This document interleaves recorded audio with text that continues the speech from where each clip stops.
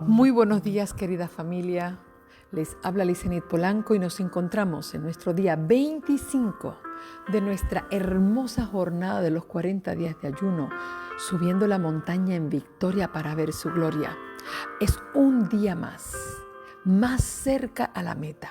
Un día más que nos sentamos con Jesús. Un día más que le damos la oportunidad a que Él tome nuestras cargas y la ponga sobre sí.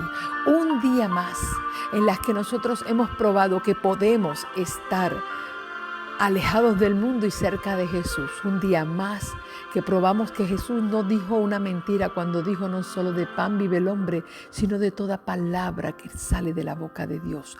Un día más cerca de su venida, un día más de oportunidad para crecer, un día más con la familia, un día más en esta iglesia sin paredes, un día más para sentarnos a sus pies. Hoy quiero compartir con ustedes en lo que dice el Salmo 80 sobre el bien que podemos hacer cuando nos volvemos a Dios. Y dice la palabra del Señor así: Pastor de Israel, escucha, tú que pastoreas a José como ovejas, tú que estás entre querubines y resplandece. Despierta tu poder ante Efraín, Benjamín y Manasés, y ven, sálvanos. Dios, restáuranos, haz resplandecer tu rostro y seremos salvos. Señor Dios Todopoderoso, ¿hasta cuándo estarán indignados contra la oración de tu pueblo? Le diste a comer pan de lágrimas y a beber lágrimas en gran abundancia. Nos pusiste por escarnio en nuestros vecinos, nuestros enemigos se burlaron de nosotros. Dios Todopoderoso, restáuranos, haz resplandecer tu rostro y seremos salvos. Trajiste una vid de Egipto, echaste naciones y las plantaste. Limpiaste sitio ante ella y echó raíces. Su sombra cubrió los montes, sus ramas cubrieron los cedros de Dios. Extendió sus vástagos hasta el mar y hasta el Éufrates sus renuevos. ¿Por qué derribaste tu cerca y la vendimia a todos los que pasan por el camino? La destroza el jabalí y las bestias del campo la devoran. Dios Todopoderoso, vuelve ahora.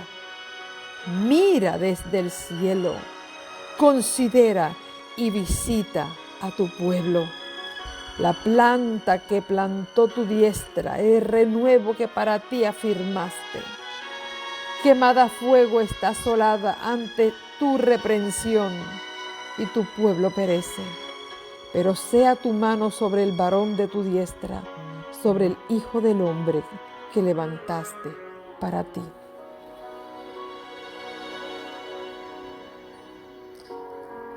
Así no nos apartaremos de ti, nos darás vida e invocaremos tu nombre. Señor Dios Todopoderoso, restáuranos, haz resplandecer tu rostro y seremos salvos. Cuánta angustia puede haber en el corazón humano cuando nuestras vidas cosechan el mal que hemos sembrado. Pero qué satisfacción podemos encontrar que cuando Dios nos hace consciente de nuestros errores y cosechamos el fruto de ellos, Él sigue escuchando nuestras oraciones. Como decía David, restáuranos, Señor, restáuranos. Y haz resplandecer tu rostro y seremos salvos. Si profundos y terribles fueron tus errores y hoy estás cosechando el fruto de ellos, aún hay esperanza. Dios también sabe escuchar nuestras oraciones y darnos una segunda oportunidad.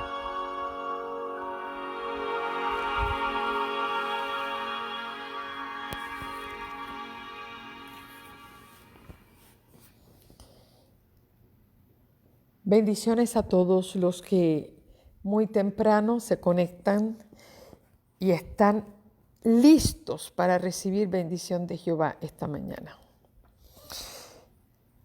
Quiero decirles que hay peticiones de oración, muchas peticiones, hay un 911 de oración por varias personas y queremos tomar tiempo durante este día igualmente para orar por todas estas necesidades, las cuales se exponen cada mañana en nuestra página, más las que entran al inbox de mi página. Y hoy he recibido varias de ellas y pido a todos que por favor podamos tomar en cuenta estas oraciones. Seguimos orando por Robert Vilora, que es uno de los casitos que llevamos muchas semanas orando por él, confiando en Dios, que Dios haga su obra, su maravillosa obra. Igualmente por Natalie, la chica que está en Texas, también está delicadita, y añadimos a 2 amiguitas más de Wilma, que se llaman Valeria y Mayra, que también han estado muy delicadas de salud en el hospital. Seguimos orando por César, quien tuvo un accidente y se quemó. Él está restableciendo muy bien. Seguimos orando por el joven que fue atropellado por su camión de mudanza. Por la familia que perdió a este niño que pues, fue asesinado, lamentablemente por las malas, a veces la elección equivocada que hacen los jóvenes, sus amistades, trae consecuencias devastadoras. Oramos por sus familiares. Oramos también por Caroline, que nos escribió desde España pidiendo oración por su papá Carlos y su mamá Joyce, que también está muy delicado de salud, y su papá pues tiene una condición de cáncer muy avanzada, confiando de que el Señor pueda hacer su obra. Y así por el estilo voy a estar subiendo durante hoy estos pedidos de oración de 911 y ustedes añadan todas las que tengan adicional. Así que agradecemos a Dios porque el pueblo de Dios sigue orando y mientras oramos nuestra fe se fortalece. Permítame un momento para tomar agua.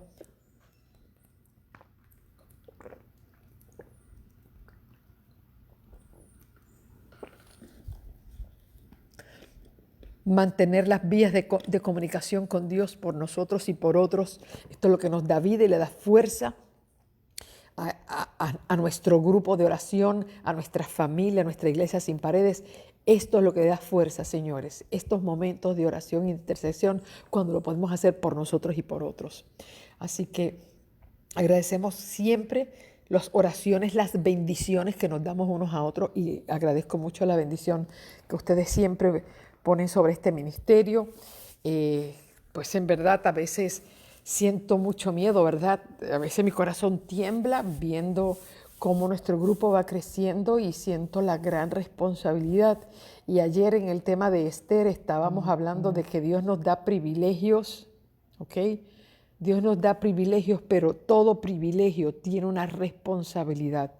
Y aunque Esther se encontró honrada y privilegiada de que Dios le haya permitido llegar a ser reina de Persia, lo que ella no sabía que detrás de ese privilegio había una responsabilidad de vida, y no solamente de vida para ella, vida para toda una nación. Y es entonces cuando tú no sabes qué está detrás del privilegio, y detrás del privilegio hay mucha responsabilidad.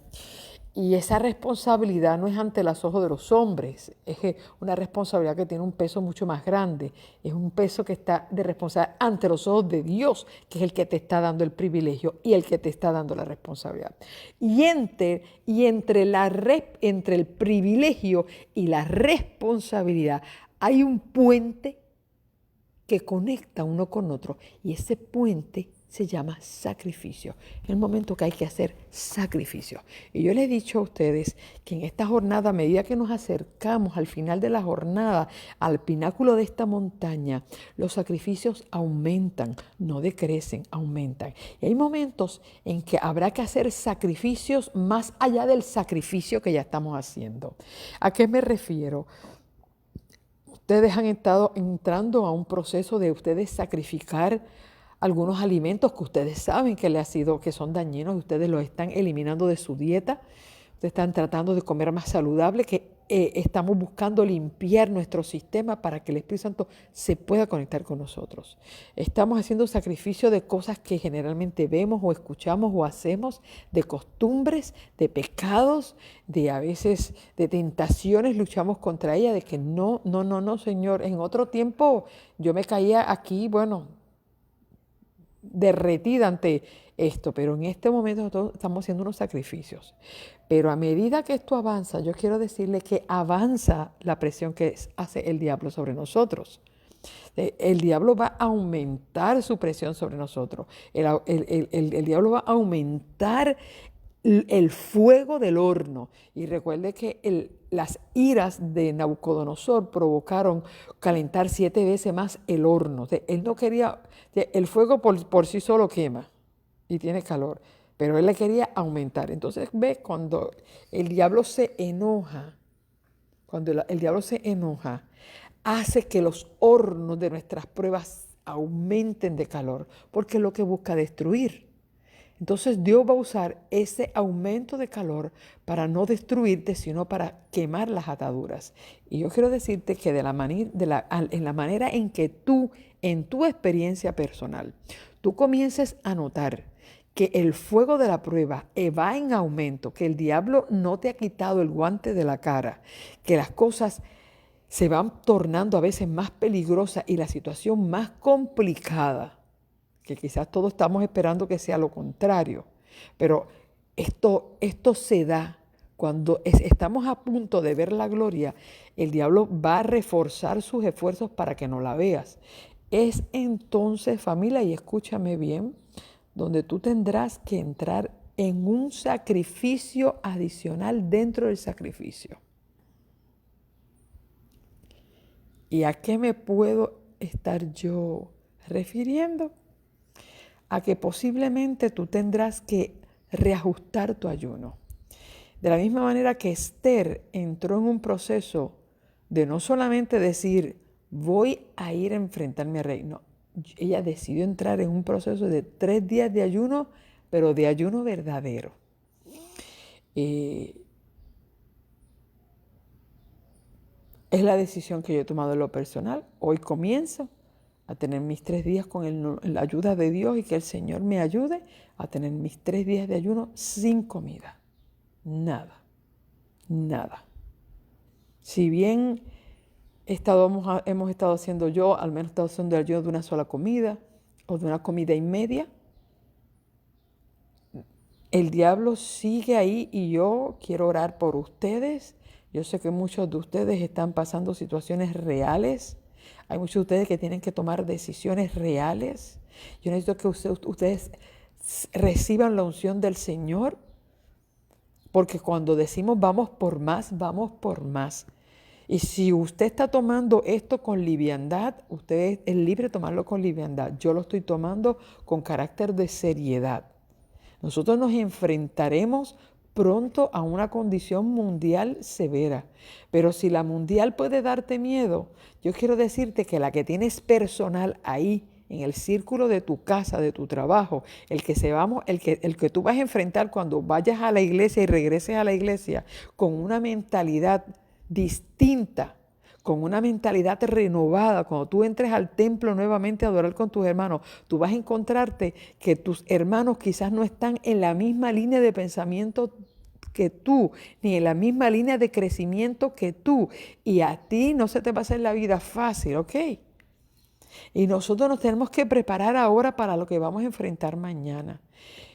Yo no estoy diciendo que usted lo haga, estos son decisiones personales. Cada uno sabrá cuál es su punto de prueba actual y qué otros cambios deberá hacer en pro de ese crecimiento y de esa victoria que tú estás buscando. Esto no es un ayuno colectivo, esto no es un llamado que yo estoy haciendo, no. No estoy haciendo un llamado que ahora todos vamos a entrar, no. Cada uno en su fase personal sabrá en qué momento tendrá que reforzar, transformar, doblegar su sacrificio, no solamente de lo que coma, sino de lo que vea, de lo que haga y de lo que diga. Y quiero que quede claro, familia, que cada exposición que se hace cada mañana a través de estos medios es para motivarte a ti, a tú estudiar, ir más allá de lo que yo estoy presentando. Aquí yo solamente te voy a dar, como decimos en Puerto Rico, un pie forzado para que tú de ahí en adelante te motives y sigas estudiando. Y que todo estudio adicional sea no para añadirle conocimiento a tu cabeza, porque yo no busco que tú añadas conocimiento. Eso es algo que va a venir solo. Cuando tú estudias, tú aprendes. Mi motivación es que no es que tú solamente añadas conocimiento a tu cabeza, sino que tú añadas una experiencia para conocer más a Jesús. Porque el mundo está lleno de gente inteligente que tiene mucho conocimiento en la cabeza y tiene mucho espíritu para debatir teología. Tenemos gente que puede tener muchos estudios en teología. Yo no puedo tirar duro para ese lado porque yo también los he tenido. Eso fue lo que estudié, teología. Se me hace a veces más fácil hacer una investigación porque quizás los conocimientos extra que uno tiene de teología, de griego, hebreo y todas esas cosas. Pero yo quiero decirle que hay gente que no tendrá esas herramientas de estudio y el Espíritu Santo le puede revelar más profundamente, porque aquí el maestro es el Espíritu Santo. Y cuando el maestro del Espíritu Santo quiere que tú aprendas algo, quiere que lo aprendas para acercarte a Dios, no para que tú uses ese conocimiento como una espada samurái para cortarle la cabeza a la gente y decirle, mira cuán ignorantes son ustedes. Es decir, estos estudios no son para debatir teología, estos estudios son para acercarnos a Dios. Ya yo viví en mi vida esa experiencia en la que todo el conocimiento que adquirí en mis estudios teológicos los usé para cortar cabezas y demostrar cuánto yo sabía. Eso quedó en mi vida pasada. Ahora voy buscando conocer a Jesús, que yo creo que es la cosa más importante y bella de la vida. Conocer a Jesús es todo. Así lo escribió el pastor Bullón en uno de sus libros. Conocer a Jesús es todo. Eso es lo más importante, que tú lo conozcas y que tú lo vivas. Todo conocimiento adicional de aprendizaje, de historia, de teología, de profecía, que tú puedas aprender a través de estos medios, que ese conocimiento no te llene la cabeza de orgullo y tú hagas de eso una plataforma de debatir. No me pongo en eso. Mi trabajo es educar, motivar, presentar a Jesús y llevarlo a la vida real diaria. Porque a veces nosotros estudiamos la Biblia y nos quedamos anclados de que eso fue la historia de Israel. No, la historia de Israel es mi historia.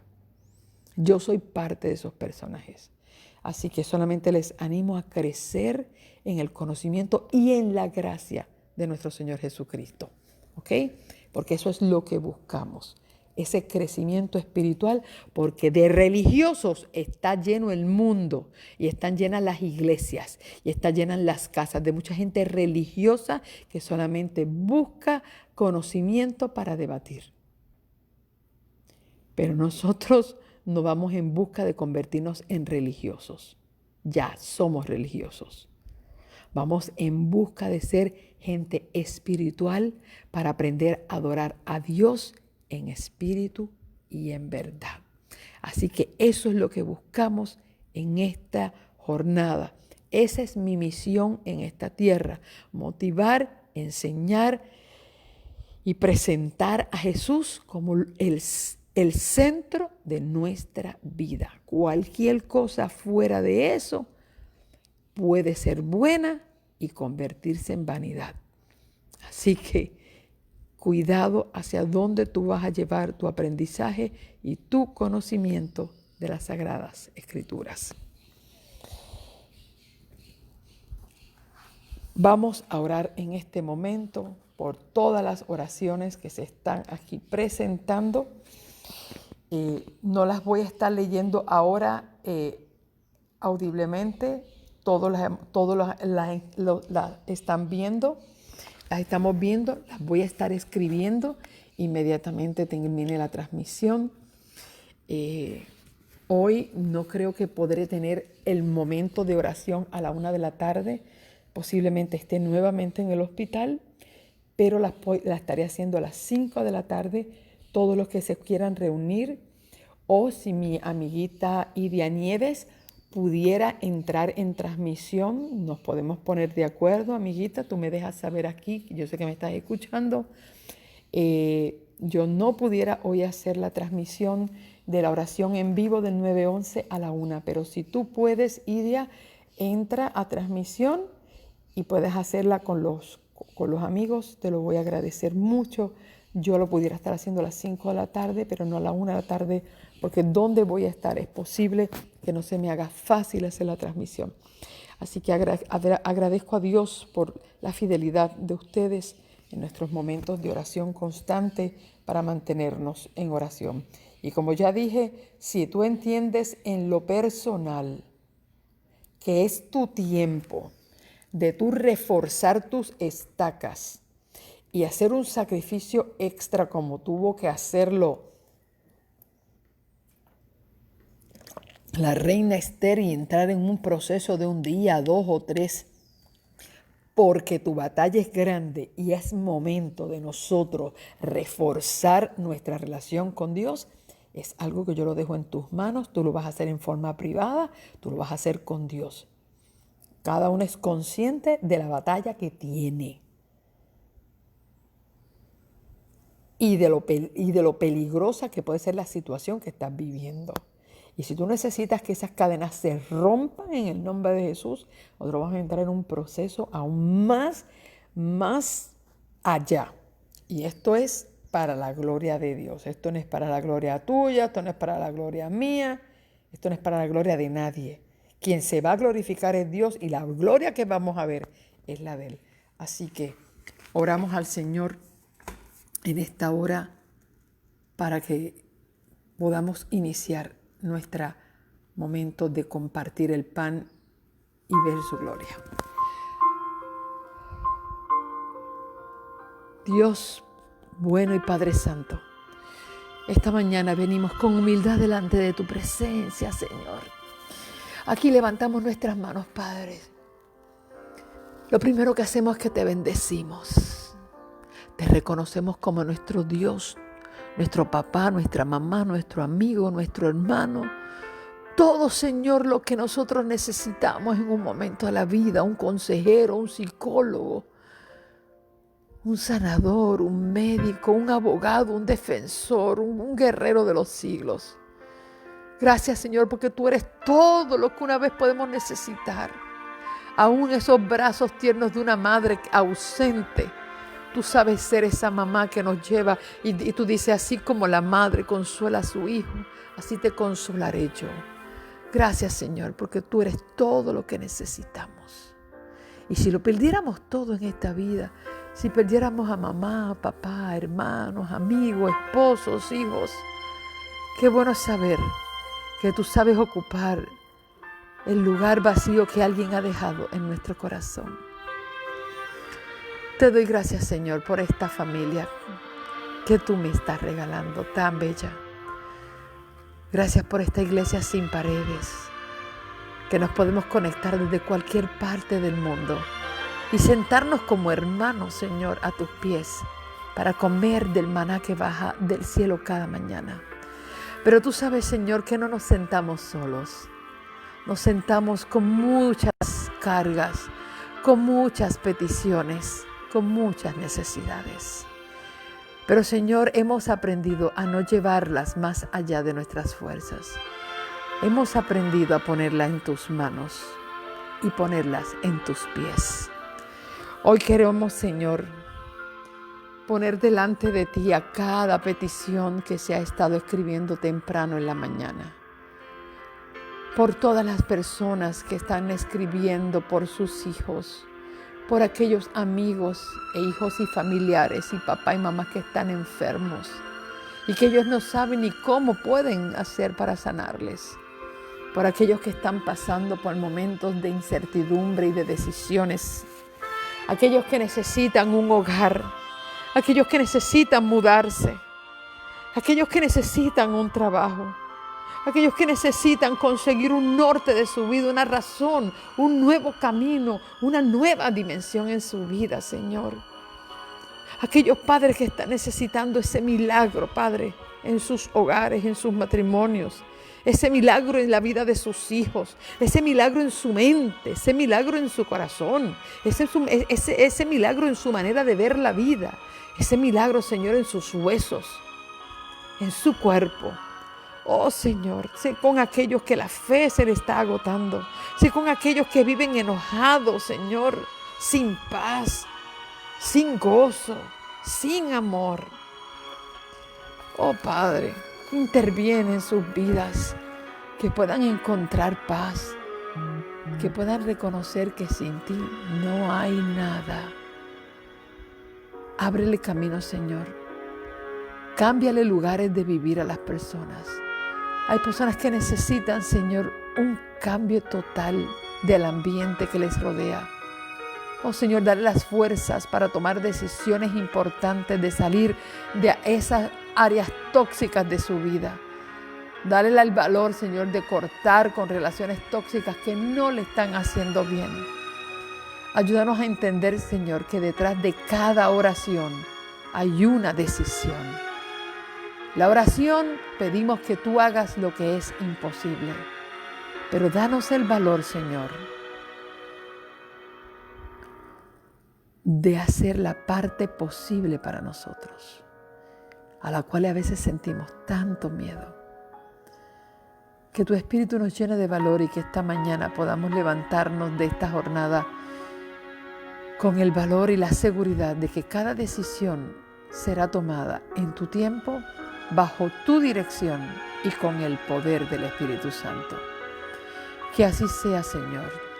Te entrego, Señor, esta iglesia tan maravillosa y esta familia que tú me has dado para conducir en esta jornada, pero que no es mía, es tuya, Señor. Ellos son tus hijos, ellos son tu pueblo, ellos son tu iglesia. En el nombre de Jesús. Amén, Señor.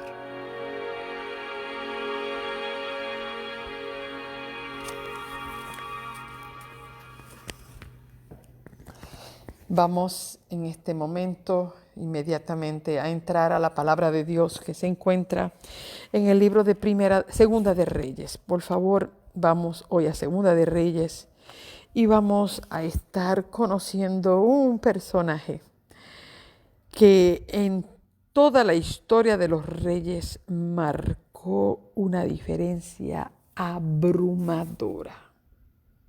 Abrumadora.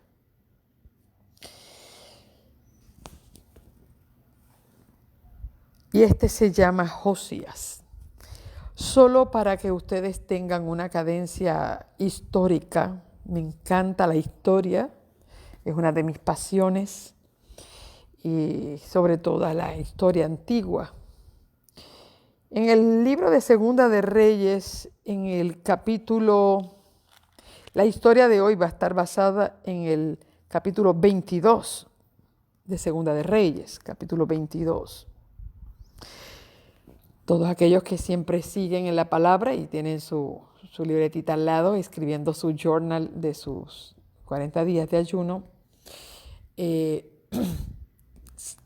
la historia va a estar basada en Segunda de Reyes, capítulo 22, claro. Cubre capítulo 22, capítulo 23. Pero para que nosotros podamos conocer a Josías, que dice en el capítulo 22, dice, cuando Josías comenzó a reinar, tenía 8 años y reinó en Jerusalén 31 años. ¿Ok? Es decir, que lamentablemente este muchachito murió muy joven, porque si reinó 31 años y tenía 8, así que murió a los 39 años. Eso es muy joven, es un niño, ¿ve? Hoy quiero comenzar aquí temprano porque la historia de Josías es impresionante y abarca mucho, y aunque no puedo abarcarla toda con todos los detalles, yo se las dejo para su particular estudio, siempre los motivo. Y por favor, no solamente lo busquen en la Biblia la historia de Josías se encuentra en 2 libros, en la Segunda de Reyes capítulo 22 y 23 y en Segunda de Crónicas, ¿okay? En Segunda de Crónicas, en el capítulo 34 y 35. Prácticamente toda la historia de los reyes se encuentra en esos 2 libros. Se escribía en los reyes y en las crónicas, porque las crónicas eran como el libro de las memorias que tenían los reyes, donde se escribía cada historia y se quedaba plasmado. Y usted va a notar que cuando usted escribe en las Reyes dice, y las demás cosas de rey Josías están escritas en las crónicas. Así que tanto en Reyes como en Crónicas se menciona, hay detalles que se añaden en una y se quitan en otra, pero cuando usted quiere hacer una investigación un poquito más profunda, hacemos lo que se llama la hermenéutica, ¿ve? Que es que usted va a utilizar y va a explotar todo lo que la Biblia misma dice de un mismo hecho, y después entonces usted puede buscar información adicional. Y yo siempre les digo que busquen en el libro de, ahora ya no sería Patriarcas y Profetas, sino Profetas y Reyes. Es ahí donde está la historia de Josías. Bien, regresamos a lo que estamos leyendo. Aquí dice que Josías tenía 8 años y reinó por 31 años. Nos menciona la madre de Josías, eso tiene también razones de ser cuando se menciona la madre de los reyes. Eso también trae una cosa adicional que después yo les voy a explicar. Su madre es Idia, hija de Adaía de Boscat.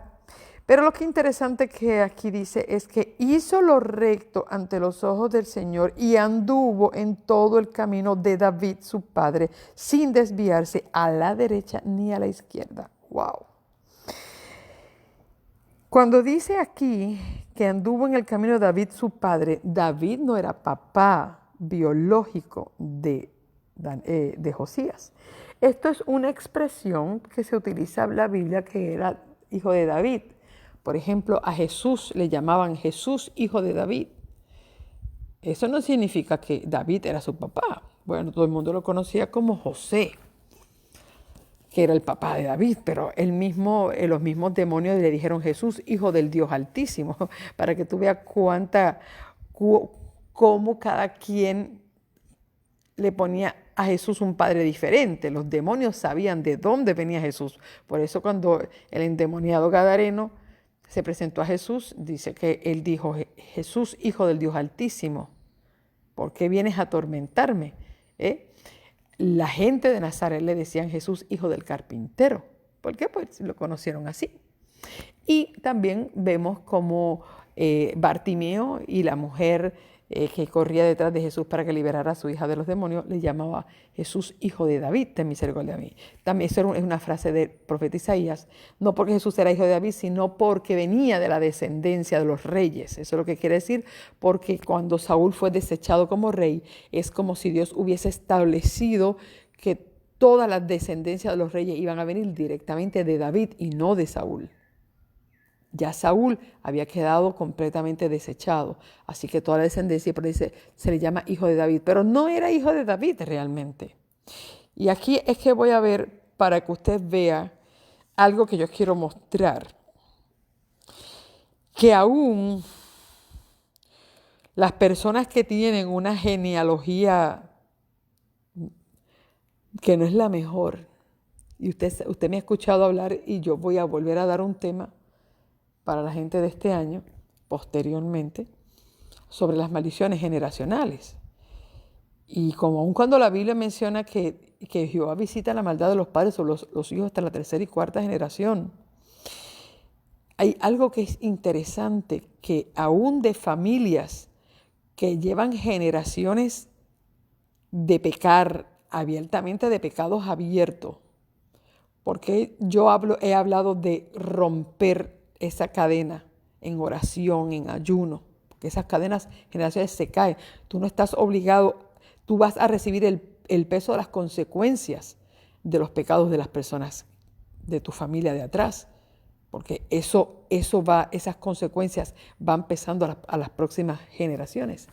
Pero ¿cómo tú te puedes liberar de esa esclavitud de esas tendencias a repetir lo mismo que hizo tu familia, porque eso va ahí y psicológicamente se ha probado de que sí, eso tiene un efecto en la conducta del humano. ¿Cómo nos liberamos y cómo nosotros podemos ser la persona que enderece de alguna manera en un tiempo eso? Este es el caso de Josías. Porque si usted quiere saber de dónde viene Josías, Josías, nada más y nada menos, ustedes se acuerdan de aquel rey Ezequías que pidió a Dios que le concediera 15 años más para poder vivir. Ese rey Ezequías, del cual habla el capítulo 18 de Segunda de Reyes, que Dios le da a él 15 años más, capítulo 18 y capítulo 19, habla de eso. Fíjate que Dios le concedió 15 años. Yo siempre he dicho que Dios debió haber permitido que Ezequías muriera cuando Dios entendió que era el tiempo. ¿Por qué? Porque en esos 15 años de gracia que Dios le dio a Ezequías cometió errores. Un error que iba a costar caro, no a él, porque él no lo va a ver, él no lo vio, a todo el pueblo, donde él, en vez de mostrarle a los babilonios al Dios que le había extendido los años de vida, le mostró las riquezas de su reino, que fueron las que posteriormente ellos fueron a conquistar y se llevaron de su reino. Pero no solamente eso, sino que él tuvo un hijo en esos 15 años, su hijo menor. El hijo menor de Ezequías nació dentro de 3 al tercer año de gracia que Dios le dio, y fue Manasés. Y en el capítulo 21, usted va a leer allí que cuando Ezequías murió, le sucede su hijo Manasés. Y el capítulo 21 dice, de 12 años era Manasés cuando empezó a reinar. Y miren lo que reinó. No reinó 5 años, ni 10, ni 20. Reinó 55 años en Jerusalén. Y dice el versículo 2, hizo lo malo ante los ojos del Señor según la abominación de las naciones que el Señor había echado ante Israel. Y si usted estudia toda la historia de Manasés, usted va a encontrar que no hubo en todo Israel jamás, ni antes que él, ni después que él, un rey que haya cometido más abominaciones que Manasés. Si hubo un rey que hizo lo peor de lo peor y llevó al pueblo de Israel a la más corrupta y abominable conducta idólatra, fue Manasés. Y ese es el hijo que nació en los 15 años de gracia que Dios le dio a Ezequías. Mire, hay gente que Dios sabe si debe vivir o no. Porque solamente Dios conoce el fin desde el principio. Y por eso yo he aprendido a orar que se haga la voluntad de Dios y no la nuestra. Porque a veces Dios sabe cuándo una persona le llegó la hora del descanso para sellarla para salvación. Y nosotros insistimos que viva. Que a veces cuando Dios le da la vida y esa persona vive todavía tomando decisiones. Y a veces la vida que tiene después de esa gracia divina que Dios le da, no la va a usar para bendición, sino para maldición, no solamente de su propia vida o para la perdición de su alma, sino para la de otros. Así que yo creo que nosotros tenemos que ir aprendiendo que toda oración debe ser sujeta a la voluntad de Dios y a su conocimiento del futuro, de lo cual tú y yo no sabemos nada. Nada. Esto no significa que dejamos de orar por los enfermos, no. Oramos porque Dios haga su voluntad con cada vida. Y por eso ustedes me escuchan orar que sobre todo antes de que Dios le dé la sanidad, le dé la salvación. La salvación es más importante que la sanidad. El cuerpo el Señor lo levanta y lo restaura el día de su venida. Pero cuando el alma se pierde, no hay manera de restaurarla. No hay manera de restaurarla. Así que Manasés se convirtió en el peor rey de toda la historia de Israel, desde los tiempos de Saúl. no de David, de Saúl. Él tuvo un hijo que se llamó Amón, y Amón siguió las andanzas de su padre. Solo que Amón hizo cosas tan malas como su papá, que el pueblo ya estaba, imagínate, el pueblo de Israel había estado 55 años bajo el reinado horrible de Manasés. Entonces vino Amón, y Amón quiso seguir los pasos de su papá, que el pueblo no lo toleró, y el mismo pueblo conspiró contra él y lo mató, y Amón solamente pudo reinar 2 años sobre Jerusalén. Y cuando matan a Amón, al segundo año de su reinado, porque ya no aguantaban, viene Josías. Ya ve por qué Josías entra al reino de tan temprana edad, porque su padre solamente reinó 2 años y él era un niño. ¿Ok? Así que entra Josías. ¿Qué se puede esperar del nieto de Manasés? Hijo de Amón, nieto de Manasés, bisnieto de Ezequías. Bueno, quizás no lo mejor. No lo mejor se puede esperar de este nietecito, que se ha criado en la peor familia de Israel. Pero mire cómo Dios puede también guardar en pureza el corazón de un niño que siente temor a Dios. Óyeme, esto es como Dios sabe tocar corazones. Y de familias disfuncionales como esta, Dios puede levantar a personas como Josías. Y si bien he dicho, y la Biblia lo confirma, que Manasés fue el que peor llevó la idolatría y la abominación y la perversión sexual a niveles escalofriantes en el reino de Judá, su nieto Josías fue el que hizo la reforma más grande que jamás se había hecho desde los tiempos de David. ¿Ok? Aquí tenemos que de una misma familia salieron los dos extremos. La peor decadencia espiritual y moral y la mejor de todas. ¡Wow! Voy por aquí en la Biblia diciendo que cuando este niño, Josías, a los 18 años de su reinado, es decir, si tenía 8 años y ahora tenía 18 años reinando, tenía 26 años de edad.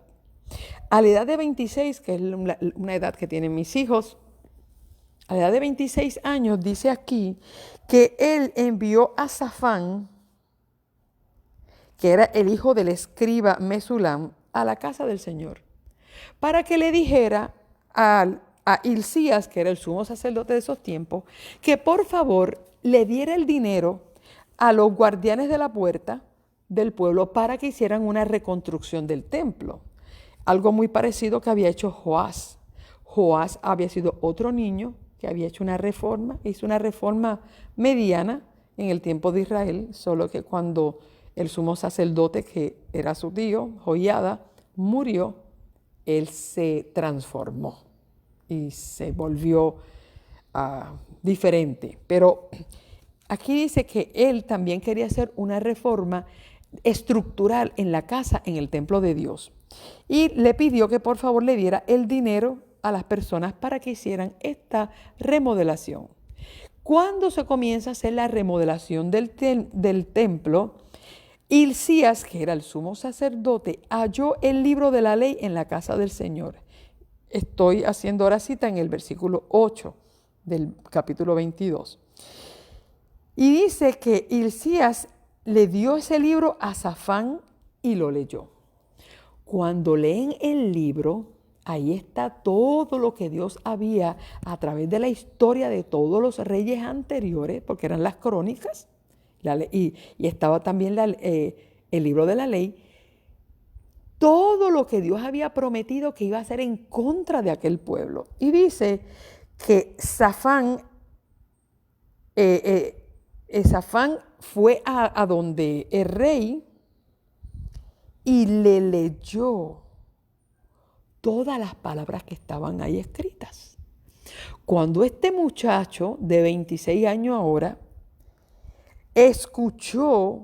oyó las palabras del libro de la ley, dice, su reacción inmediatamente fue, rasgó sus vestidos, que eso era una demostración que se hacía, como de decir que estaba en angustia, como que estaba completamente, la palabra que quiero utilizar, que me llegó a la cabeza, es cuando algo toca tu corazón, que tú estás en abatimiento de espíritu, pero la otra palabra que estoy buscando, cuando las cosas te sorprenden, que tú como no las puedes ni creer, acerca de esto, era una acción en la que él tenía que reconocer, él estaba reconociendo lo terrible del pecado que había cometido el pueblo y en el peligro inminente en que el pueblo se encontraba, porque Dios no estaba feliz con el pueblo.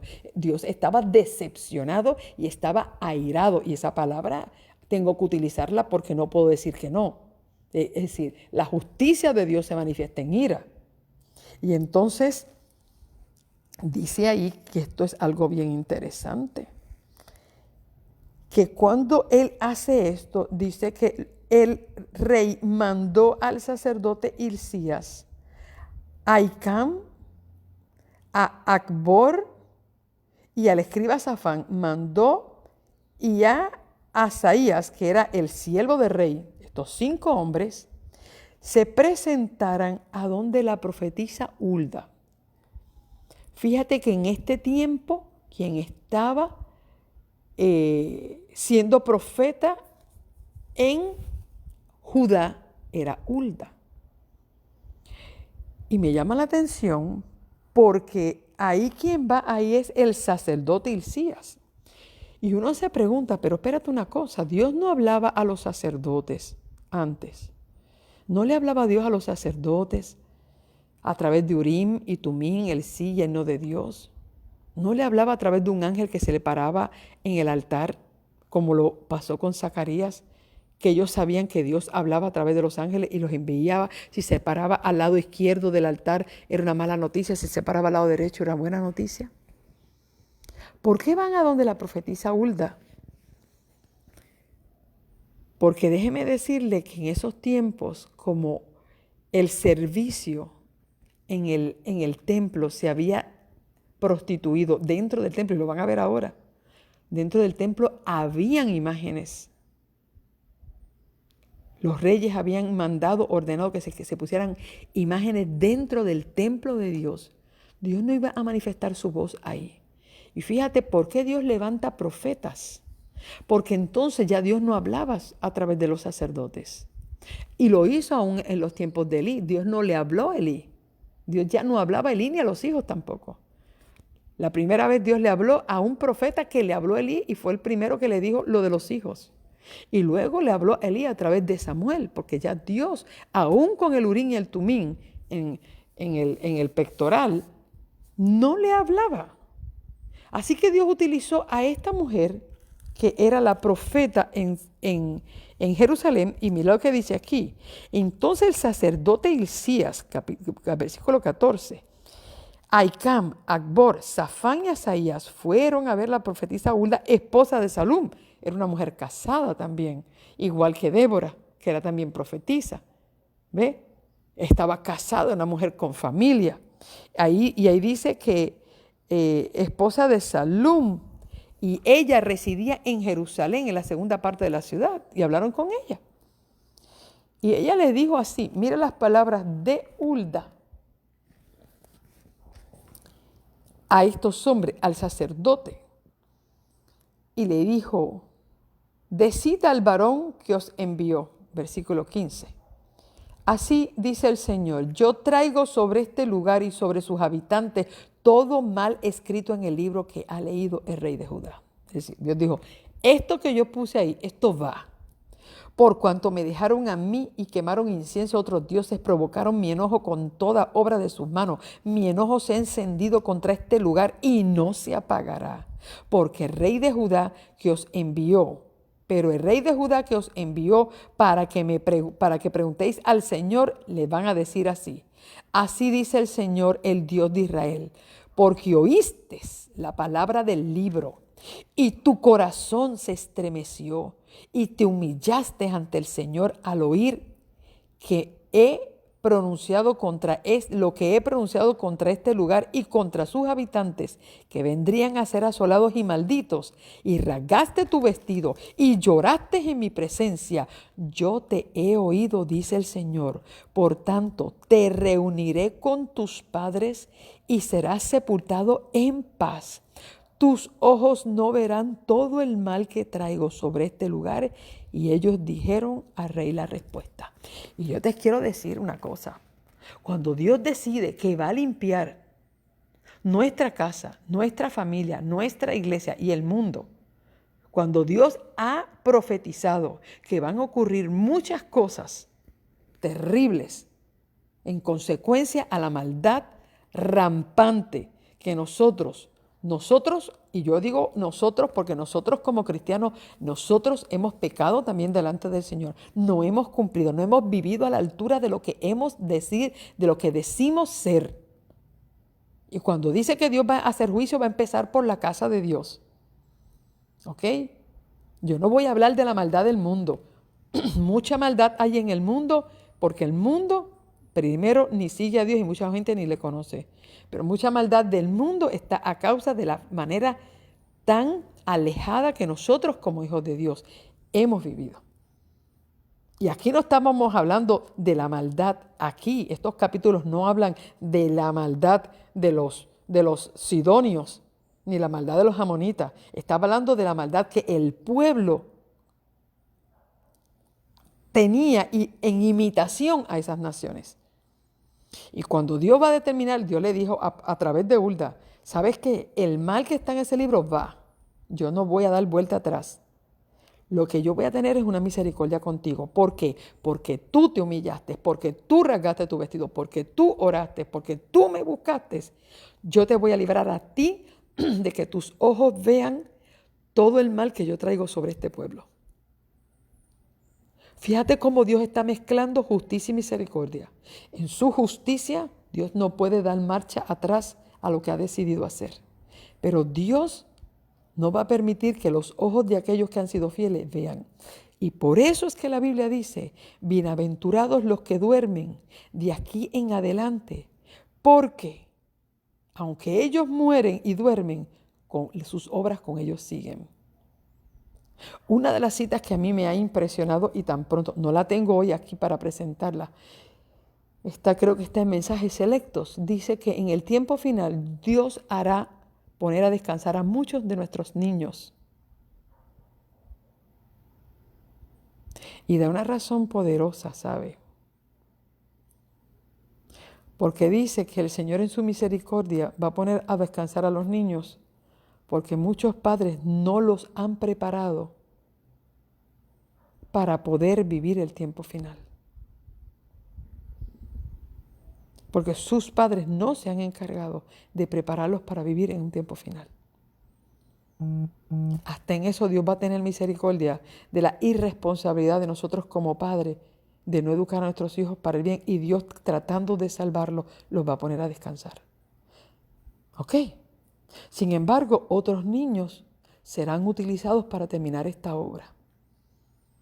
Y cada vez que yo busque, el Señor pone en mi mente un personaje, sea niño, sea niña, sea hombre, sea mujer, es para que tú y yo nos miramos en esos espejos. Y glorifico el nombre de Dios por los niños como Josías, que Dios va a levantar y que van a ser jóvenes también, para terminar una obra haciendo una reforma mayor que la que nosotros empezamos a hacer. Y Dios tuvo misericordia con Josías y dice, en su justicia le dijo, yo no puedo cambiar lo que he decidido hacer. No, yo no me puedo dar para atrás. Pero yo te voy a dar un reinado de paz y tus ojos no van a ver esta maldad. Óyeme, Josías no solamente comenzó a hacer una reforma en su vida, porque ahí comienza la reforma. La reforma de Josías comenzó con él. Él rasgó los vestidos, él buscó a Dios de todo corazón, él lloró y él pidió que se comunicaran con la profetisa Hulda porque él quería saber cuál era el plan de Dios. Ahí comienzan siempre las reformas. Las reformas comienzan con nosotros. Ahora mira cómo él ahora hace extensiva, porque ahora no va a ser egoísta y dice, bueno, ok, yo no voy a ver la maldad. No, él quería que el pueblo que estuviera durante el tiempo que reinara, él quería que el pueblo también se librara de esa plaga maligna del pecado, de la idolatría, de la perversión. Y dice entonces el rey mandó a reunir a todos los ancianos de Judá y Jerusalén. Y el rey subió a la casa del Señor. Estoy leyendo en el capítulo 23. Subió a la casa del Señor con todos los varones de Judá, los habitantes de Jerusalén, los sacerdotes y profetas y todo el pueblo, desde el menor hasta el mayor. Él hace una convocatoria masiva. Ay, Señor, ¿cuándo volveremos a ver nosotros esto? Yo recuerdo cuando antes se hacían las hermandades. La gente se reunía, todas las iglesias, iban todo el mundo. Yo hace años que yo dejé de ver una hermandad. Mis ojos ya no recuerdan cuándo fue la última vez que mi mente no puede recordar. Wow, qué hermoso sería nosotros hacer una hermandad. No para nosotros entretener gente, ni por estar diciendo cuántas personas tenemos bautizadas, estar haciendo alarde de cuántos bautismos, porque por un lado bautizamos 60 y por el otro lado se nos van 70. Es para hacer una convocatoria, buscando a Dios de corazón, humillando nuestros corazones y nosotros a tener una renovación espiritual. Cuán glorioso pudiera ser una reunión así. Y dice así, y leyó oyéndolo ellos todas las palabras del libro del pacto que habían hallado en la casa del Señor. No solamente lo leyó primero Hilcías, lo leyó después que lo leyó y lo vivió y lo sintió el rey. Ahora el rey se lo está dando a leer al pueblo, para que usted vea que solamente un líder reformado puede llevar una reforma. Pero como un líder que no ha sido reformado en su interior puede llevar una reforma. No se puede.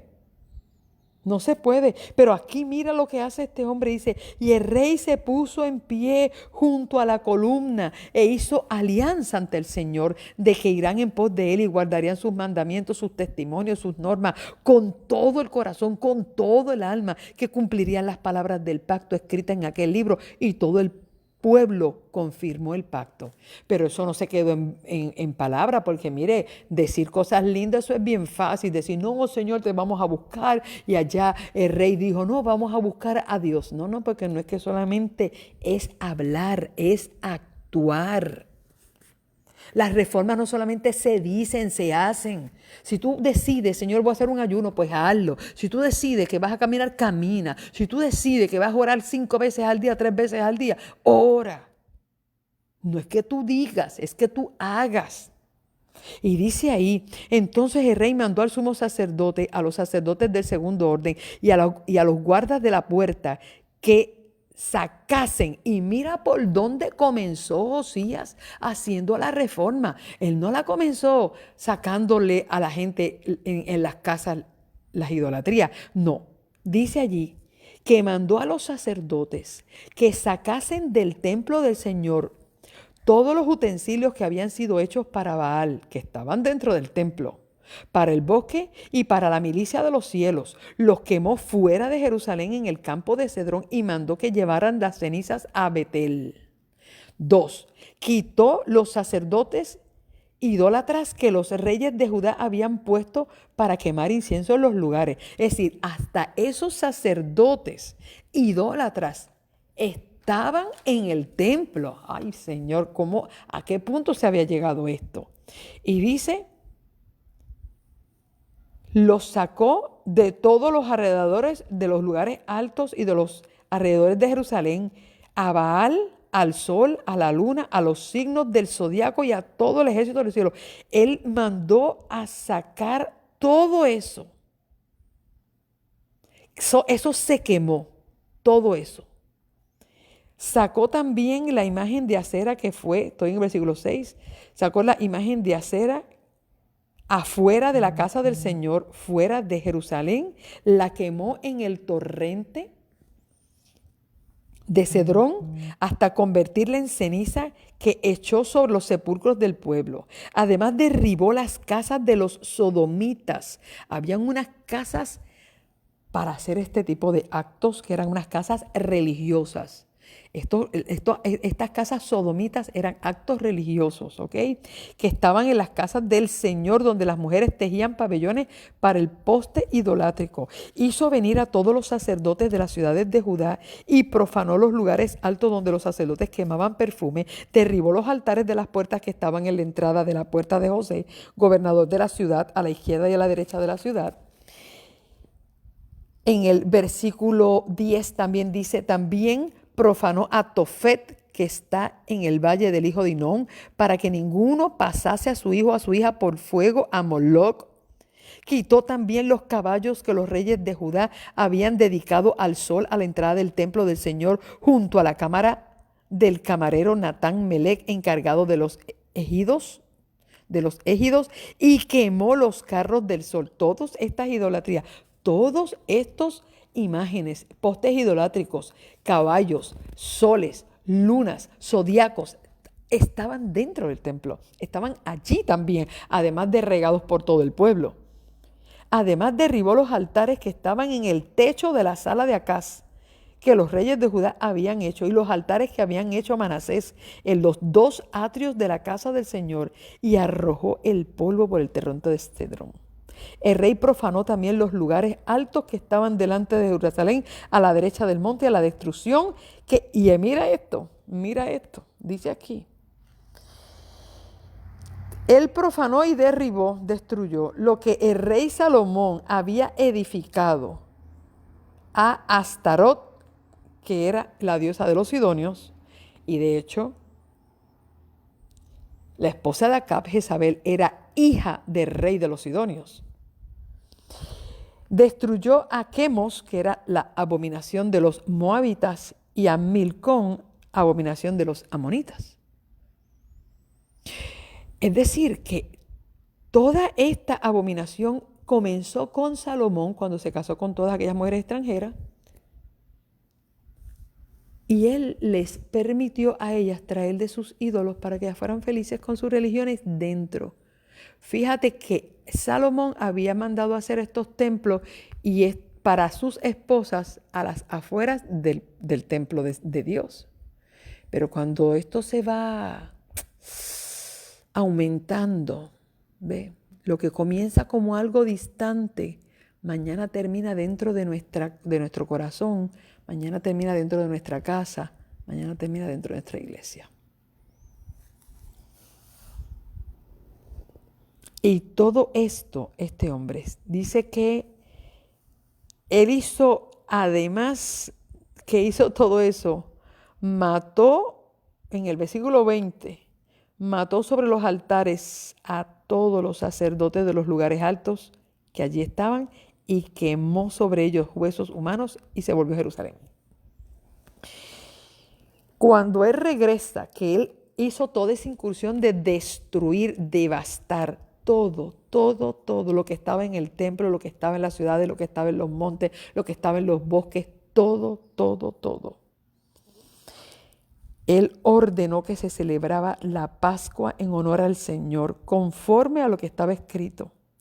Dice, versículo 22, no se había celebrado una Pascua tal desde el tiempo de los jueces que gobernaron a Israel, ni en todo el tiempo de los reyes de Israel y de Judá. La Pascua que celebró Josías no se había celebrado desde la época de los reyes y de los jueces. ¿Qué clase de reforma hizo una persona tan joven, con una trayectoria familiar tan mala, pero propuso en su corazón ser fiel a Dios el tiempo que le tocara vivir? Yo no sé cuál es tu trayectoria familiar. Yo no sé qué número de la genealogía dañada tú estás. Yo no sé, ¿verdad?, cuáles han sido las situaciones en las que tu vida se ha visto envuelta tanto en el pasado como en el presente, y tú estás viendo que tu próxima generación también está cosechando los frutos de todo esto. No sé cuál es tu estado, pero una cosa sé, que no estás en un estado peor al que podía estar Josías. No lo creo. No creo que tu familia tenga una trayectoria tan mala como la de Josías. Sí, Josías pudo marcar una diferencia en el antes y el después de su reinado. Tú también puedes hacer lo mismo. Y dice aquí el versículo 24, y estoy terminando. Además, Josías barrió a los mediums, los adivinos, los ídolos domésticos y todas las abominaciones que se veían en la tierra de Judá y en Jerusalén, para cumplir las palabras de la ley escrita en el libro que el sacerdote Hilcías había hallado en la casa del Señor. No hubo ningún rey, ni antes ni después de Josías, que se convirtiera al Señor con todo el corazón, con toda su alma, con todas sus fuerzas, conforme a toda la ley de Moisés. Y con todo, mira lo que dice el versículo 26, y con todo el Señor no desistió del ardor de su gran enojo encendido contra Judá por todas las provocaciones con que Manasés lo había irritado. Mire lo que dice aquí, que no hubo, ni hubo antes, ni hubo después, un rey que hiciera una reforma, que se convirtiera de todo su corazón, de toda su alma y de toda su fuerza, como Josías. No lo hubo. Y cuando usted lea las crónicas, la parte de las crónicas, usted se va a dar cuenta cómo dice ahí que él celebró la Pascua. Dice que nunca se había celebrado una Pascua igual. Por ejemplo, lo voy a leer en Segunda de Crónicas, capítulo 35, verso 18. Dice aquí, desde los días del profeta Samuel, nunca se había celebrado una Pascua como esta. Ningún rey de Israel había celebrado una Pascua como la que celebró el rey Josías con los sacerdotes y levitas, y todo Judá e Israel se hallaron allí con los habitantes de Jerusalén. Esta Pascua fue celebrada en el año 18 del reinado de Josías. No es que solamente hizo una reforma, nunca celebró una Pascua. Yo no sé cuántas santas cenas tú has tomado en tu vida y no ha pasado nada. ¿Cuántas santas cenas tú puedas recordar en tu vida que decir, wow, esta santa cena marcó mi vida? Cuando Dios me mostró de cómo realmente debían celebrarse la Santa Cena, cada vez que tengo la oportunidad de celebrar una Santa Cena en una campaña o en algún retiro de damas, que así se permita, he decidido siempre hacer una Santa Cena que la gente jamás pueda olvidar. Porque la Santa Cena es algo, la Pascua, para ellos, la Pascua para nosotros la Cena del Señor, debe ser un evento que marque nuestra vida, que sea tan importante en la que nosotros podamos confesar nuestros pecados y no un momentito ajorado después de un sermón que todo el mundo quería irse después del sermón, poner una galletita chiquita, un cuadrito de galleta y un vasito de 1 onza de jugo, comérnoslas allí en forma rutinaria, lavarnos los pies mal lavados, cantando coritos unos adelante y otros después, y el revolú de los lebrillos y la prisa que tiene todo el mundo para irse sin sentido. Wow, me llamó la atención cómo aún la Biblia destaca que la Pascua que hizo Josías marcó un antes y un después. Una Pascua maravillosa. No creo que se haya celebrado la próxima Pascua más maravillosa que se celebró. Quizá la celebró Jesús, pero no logró ni el efecto que tuvo Josías, porque ese mismo día después de celebrar la Pascua, Judas lo vende, Pedro lo niega y todos los discípulos lo dejaron solo. Es decir, que no hubo una reforma en el corazón de los discípulos, aún después de esa Pascua. ¿Qué yo quiero decir para ti con esta historia? Que no pongas como excusa, no pongas como excusa el deterioro familiar, tu familia disfuncional, ni los pecados que hayan cometido tus antepasados, ni tampoco los que tú has cometido.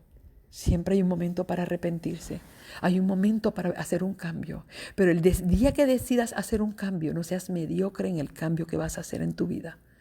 Haz cambios profundos, haz cambios que marquen el antes y el después en tu vida y en la vida de tu familia. Yo glorifico a Dios por la celebración de la Pascua que tuvimos este año, cada uno en nuestras casas. Aquellos que se motivaron y pusieron su cinto rojo, que prepararon su pan, que no hubo quizás la intervención de un pastor. Muchas personas me preguntaron, hermana, pero es que en la iglesia lo hace el pastor y los ancianos. Es que el sacerdote de tu casa eres tú. Y ojalá que podamos nosotros tener más celebraciones de Pascua en nuestra casa, buscando una reforma en la vida nuestra como personas, como padres, como hijos, como abuelos. Y yo, en el nombre de Jesús, hoy te hago un llamado a que tú puedas volver a estudiar la historia de Josías y ver que nunca o somos demasiado jóvenes o demasiado viejos para hacer un cambio. Que Dios va a hacer justicia, sí. Que Dios no podrá apartar su enojo de las abominaciones de esta tierra y de su pueblo. Y cuando hablo de su pueblo, a mí me parece tan dramático cuando Dios en el libro de Apocalipsis dice que te vomitaré de mi boca. El acto de vomitar es un acto donde el estómago no tiene ninguna tolerancia para poder digerir. El estómago se rehúsa a digerir lo que ha entrado porque sabe que si lo digiere puede contaminar todo su sistema. Cuando Dios dice que Él va a vomitar a la Odisea, déjenme decir, a mí eso me hace temblar, porque lo que indica que Dios no tiene disposición de digerir los pecados y las cosas de su pueblo. Un vómito, déjenme decirle, es algo serio. Estas son palabras de Dios que pesan sobre mi conciencia y yo no quiero realmente ser vomitada. Yo quiero que el Señor se pueda complacer de mi vida, de lo que he hecho. Y aunque he hecho cosas equivocadas y errores en el pasado, he invocado al Señor en su perdón y lo busco de todo mi corazón. Y yo quiero que mi próxima generación, que yo pueda dejar huellas de lo que es una reforma y un reavivamiento en mi vida para que mis hijos puedan tener esperanza y decir, si mami o papi lo pudieron hacer, nosotros también. Yo hago un llamado a hacer lo que tengamos que hacer, el sacrificio que tengamos que hacer, destruir lo que tengamos que destruir, pero que nosotros podamos buscar a Dios de todo nuestro corazón como lo hizo Josías.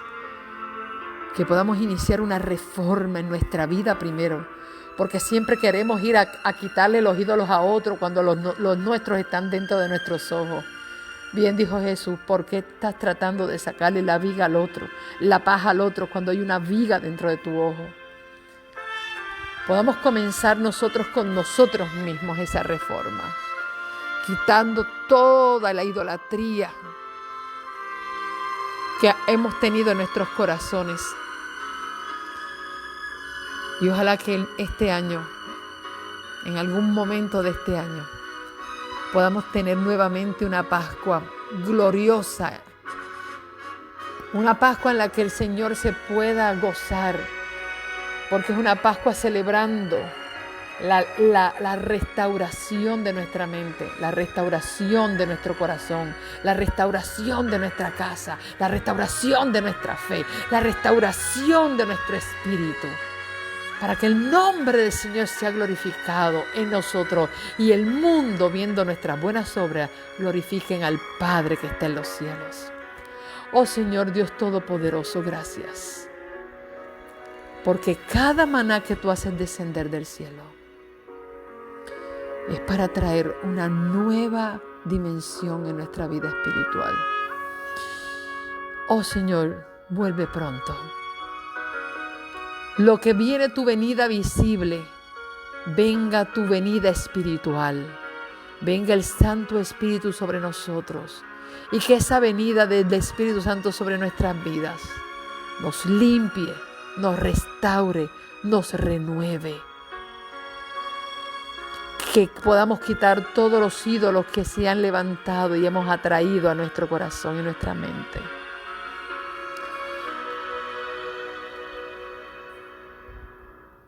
Con el único propósito de levantar un altar a Jehová y que tú mores en forma permanente en nuestro corazón.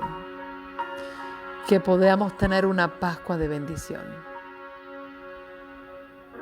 y que tú puedas vivir y dejar huellas en nuestro corazón como las hiciste en Josías, para que el tiempo que nosotros vivamos en esta tierra podamos ser un ejemplo de lo que Dios es capaz de hacer en la vida de aquellos que le buscan de todo corazón.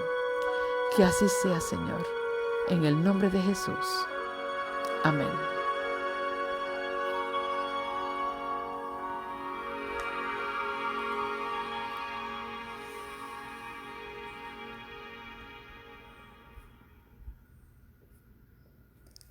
Gracias, querida familia, por haber estado un día más juntos. Ojalá y pudiéramos tener todo el día juntos. Ojalá que un día podamos hacer un maratón.